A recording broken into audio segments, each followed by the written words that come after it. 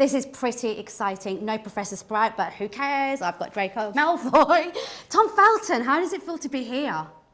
Pretty surreal, I won't lie. 20 years ago today, I probably walked into Professor Sprout's green room, and here we are, all these years later, getting a chance to revisit. Do you remember your face? You had the earmuffs on, you were quite like annoyed about it and trying to act all tough. And then I think you got bitten. I did, yes. I think I got rather playful with one of them. It turns out they, not only do they make a rather nasty noise, but they pack a punch with the bite too. I warn you. I mean, Warner Brothers Studios have got this now as part of the tour, which is really exciting for the fans. Do you find it insane 20 years later that we are all still excited like little kids about this stuff? Not really, because I'm equally excited, to be honest with you. I think it's a real tribute to the people that put the films together, and obviously the amazing stories that keep getting passed down from generation to generation. I think probably most of the fans here today probably weren't born when this set was built. What has that been like, reliving yourself as a kid? Do you cringe? Do you feel embarrassed? The twins recently said to me they can't watch themselves. Yeah, no, I mean it's fun. It's not something that I sort of actively do, but it's fun to go back, definitely. Yeah, this is where we were brought up, really. I mean, literally we filmed the scene probably 200 meters from here 20 years ago, so it's quite bizarre, but in the best way possible. I'm so grateful that they've kept everything, literally every single square inch of the original set now to be for fans to enjoy all over the world. What do you wish you could have said to that kid the day he walked into this room and how he was feeling? I don't know, do you remember that moment? Don't put your finger in the mandrake's mouth, although that was in the script. So yeah. Steal a mandrake? No, that wouldn't make it much better. Take more pictures, other than that. Although I did take plenty of pictures, I've just lost them all, but no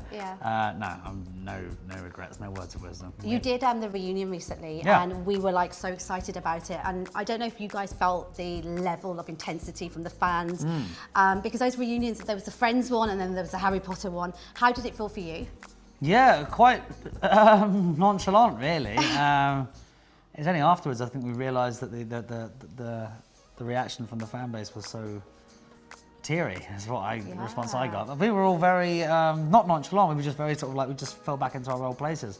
It was the first time that we had all been in the same room together, or the same castle, for a long time. So I think we were all a bit nervous, but then within 5 minutes we sort of clicked into place and went out for dinner with each other afterwards. It was a nice little bookmark to remind ourselves how special what we all sort of chipped in to achieve. I chatted to Daniel recently at the Lost City, and he literally is like, I don't understand why Sandra Bullock wanted my autograph. These are superstars. You all are still very unaware in a way, which is super lovely, how much we get excited to be around you and other celebrities get excited to be around you. How is that possible? Because I find it really weird because you guys are such household names. It's just Potter, isn't it? It's nothing to do with us in a way. It's just the stories are worth. They mean so much to so many people. They either grew up with them, or they grew up reading them to their kids, or they grew up watching the films. So many of my friends and family weren't readers before Potter, or they weren't as passionate about Wizarding Worlds, etc. And it's just infectious. And it's I think all of the cast slightly expected the fandom to dwindle as the years went. It's just done the opposite. It's just sort of got bigger and bigger and bigger, which is even more reason to celebrate having these places. Not only for me to come back and check out my old home, but for fans to see it around the world. I mean, being here and walking around, and you know, it's pretty cool, isn't it? It's amazing. Like, I feel like a kid, like in a sweet shop. I absolutely love it. Tom, is there a moment where you literally just think, God, I was so lucky to do this? Yeah, like seriously. Every day. Yeah, sure. Honestly, it's someone said to me once in America, this is a long time ago, how are you going to shake the burden of being in Harry Potter? And there's never been a burden. And every day I get to, especially here, especially when you get to see youngsters, or old people, it doesn't matter really. Old coming people. No, far older than us. But just to see them walking around, and it sounds corny, but like magic is truly made in these walls. I think this legacy is going to be forever. It's just one of those moments you do something so very special and it stays with you forever. Yeah. And I think you, Daniel, Rupert, different people I've spoken to have always been so proud. You know, sometimes people try and forget what they did. And I love the fact that you guys are so proud of this whole time that you had. Yeah, I think I've got 3 older brothers, so they're very keen to keep me in check. There's no chance of me getting big for my boots. But Daniel, Rupert, and Emma especially, I mean, they couldn't be more humble if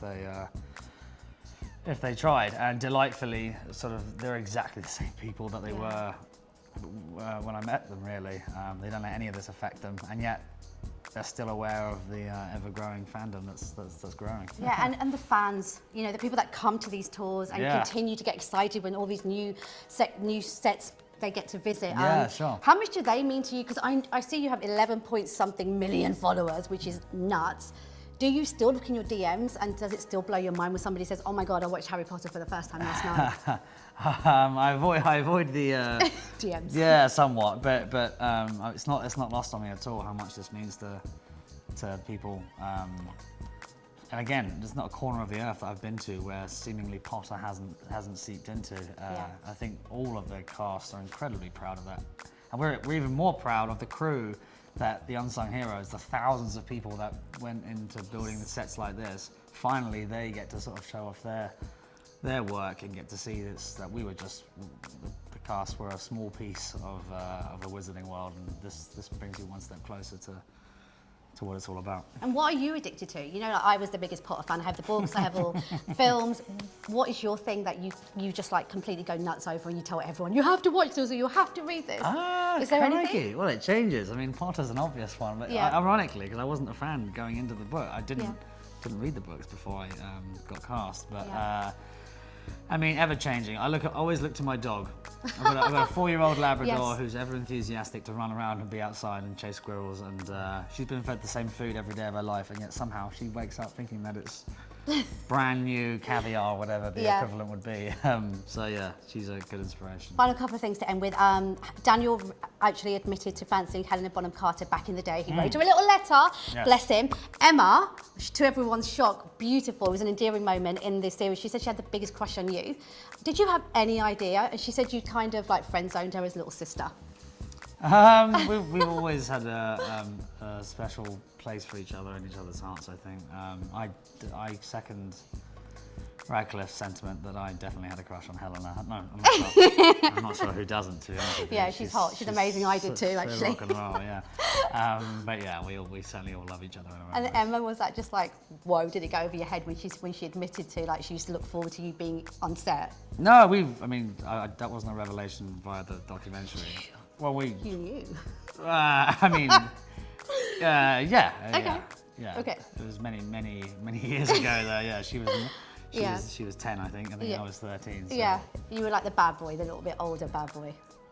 Yes. Yeah. Well, I played that. Yeah. Sure. Yeah. I'm fairly tame in real life. Good to know. And my final thing I wanted to say, congratulations, you're currently in the West End. Yes. This is super exciting. Yeah. A lot of people are going to want to go and see you doing this. Can you tell people what to expect and how are you finding this process? Yeah, sure. A lot of inspiration from Daniel and Matthew Lewis and various other cast members. Rupert, who did theatre, always wanted to do it. 222, a ghost story. It's at the Criterion Theatre until September at the moment. It's a lot of fun. I watched the show 4 or 5 times with the previous company, and then they didn't have to ask me twice to join, put it that way. Amazing. Thank you so much. It's all right. Thank you.